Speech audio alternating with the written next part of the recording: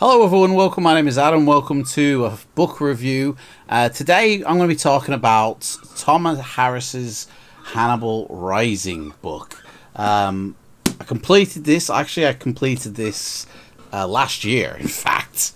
But I've just got around to doing these types of books. Everybody knows the Hannibal Lecter character, surely. This book was written in 2006. It's the latest edition, back in 2006, of the Hannibal Lecter character that was made popular really in Silence of the Lambs, I think, with the film Anthony Hopkins, but actually was first sort of seen in the book Red Dragon. That came out in 1982, I believe, which I'll be doing in a future episode because I've finished that one as well. But yeah, Silence of the Lambs, that's where it really became popular. And then Thomas Harris went on to write Hannibal off the success of Silence of the Lambs. And after Hannibal, went and wrote Hannibal Rising.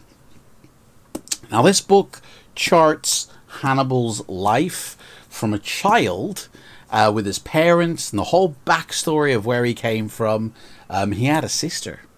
And it goes right up until he's a teenager, a young man, through the war. I think it's the Second World War in the 40s.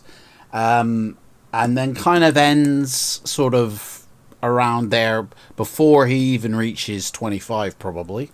So we don't see his sort of madness into cannibalism and why or how he got caught by the police in Red Dragon, because he was obviously already in prison by then, and yada yada yada.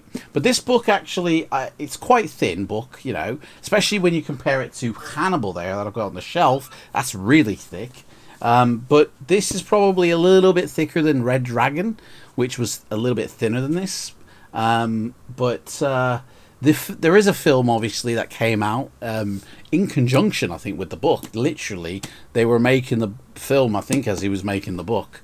But, yeah, the film and the book are pretty much identical. Like, what happens in here happens in the film. Not much artistic license was taken with the film. I think they pretty much replicated what he wrote. It's a good book. I actually really enjoyed it. It's good because it basically goes far deeper into the psychology of Hannibal Lecter's mind than any of the other books. Like, I haven't read Hannibal yet, or Silence of the Lambs, but I've seen those films, and I've heard people talk about those books, but this one is a real psychological adventure. In fact, let me just read to you. There was a foreword done, or a prologue. I won't read the whole thing, but it basically talks about placing the reader in a house or a room full of files, and it's basically Hannibal Lecter's mind, and how he sort of it says, here in the hot darkness of his mind, let us feel together for the latch. Finding it, let us elect for music in the corridors, and looking neither left nor right, go to the hall of the beginning, where the displays are most fragmentary. Now, it really does place you in the mind of Hannibal Lecter. It gives you a realization of why he did things in the future, like how he came to be who he was. Now, if that's for the good or for the worse, I don't know. A lot of people don't like that sort of mystery sort of told to them, but it still leaves a lot of mystery because it only lasts about 10 to 15 years of his life, and there is a massive gap between this and Red Dragon, so there's still a lot of mystery. It doesn't dispel everything, but it does see him in situations that are echoed further down the line, like his love for things Japanese, or his love for fine arts, his love for Florence, and how he loved a person. He actually falls in love with somebody in this book. He does see like the murder of his family and his sister, and like just like the film basically. he has morals himself. He has standards that he lives up to.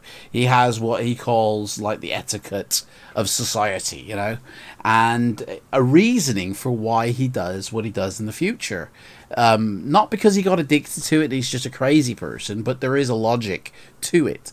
This book is really easy to read. Like, Thomas Harris as a writer now is a very easy writer to read his work, because he doesn't go into great details about every little minute thing. Like, my favorite author is Stephen King, okay? And I will be covering his books in the future videos. He writes great characters, but he writes and builds this world that you can really visualize because he tells you every little detail about it. And he does it in an interesting way.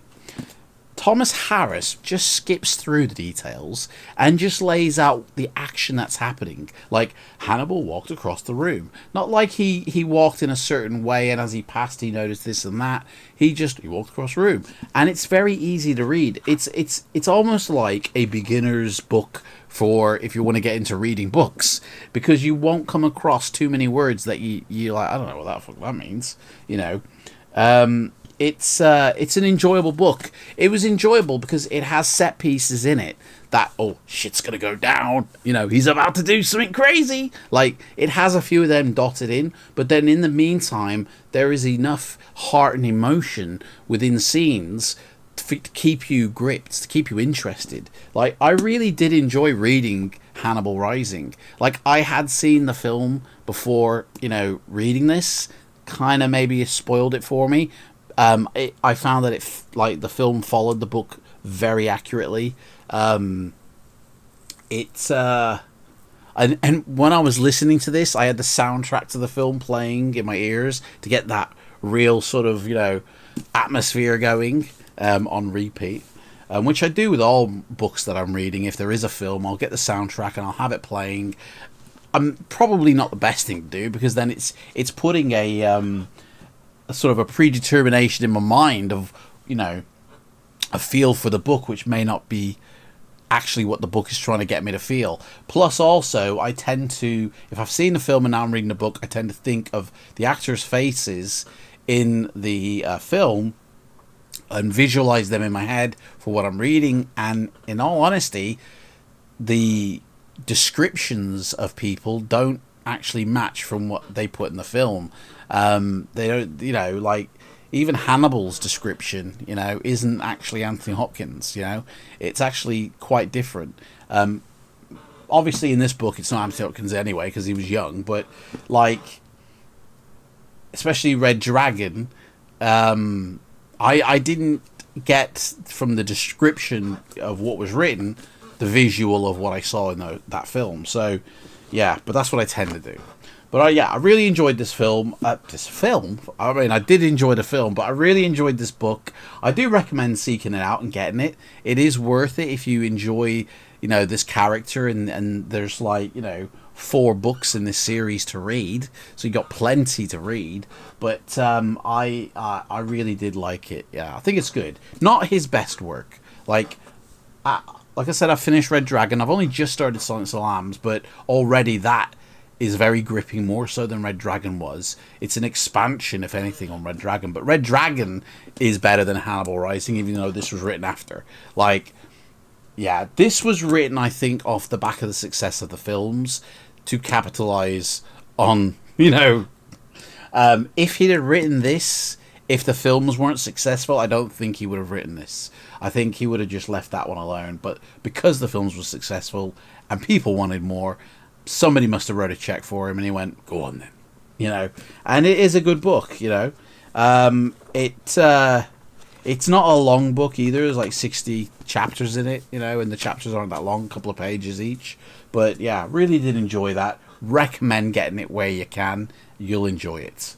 But that's it for this video. Thank you so much for hearing my thoughts on this book. If there's any book you want me to do in the future, please leave it in the comments below. I will try and find the book, read it, and then let you know what I thought about it. And there'll be more in this series coming in the future, so check it out. And I'll see you next time, guys. Take care. Bye-bye.